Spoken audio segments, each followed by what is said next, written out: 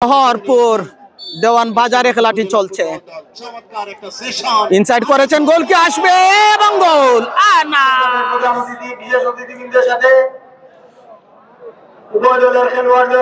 পরিচিত হচ্ছেন। আসন করবার জন্য অনুরোধ করছি।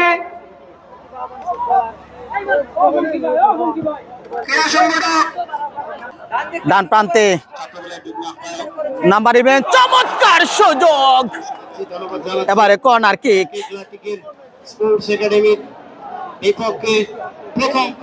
গহরপুর দেওয়ান বাজারে খেলাটি চলছে।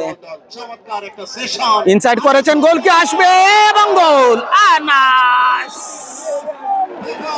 আনাস বিশ্বনাথ উপজেলাকে গোল এনে দিলেন। পুরস্কার 10,000 টাকার প্রাইজ মানি ঘোষণা করেছেন। সোহাগ হাসান অন্তর দলের হয়ে দ্বিতীয় পেরেকটা ঠুকে দিলেন বিশ্বনাথের। বল লেখার ছেলে চমৎকার ভাবে ফেলে দিয়েছেন ডান প্রান্তে।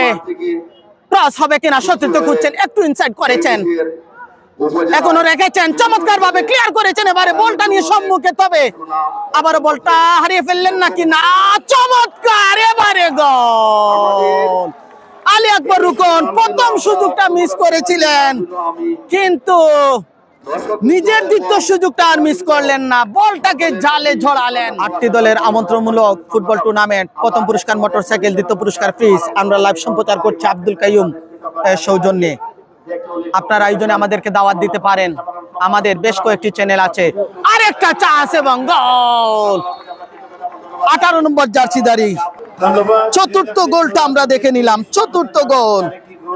আজ ছিল উদ্বোধনী খেলা, উদ্বোধনী খেলায় 4-0 গোলে জয়লাভ করেছে বিশ্বনাথ এমকে গ্লাপটিকো দক্ষিণ সুরমার বিপক্ষে।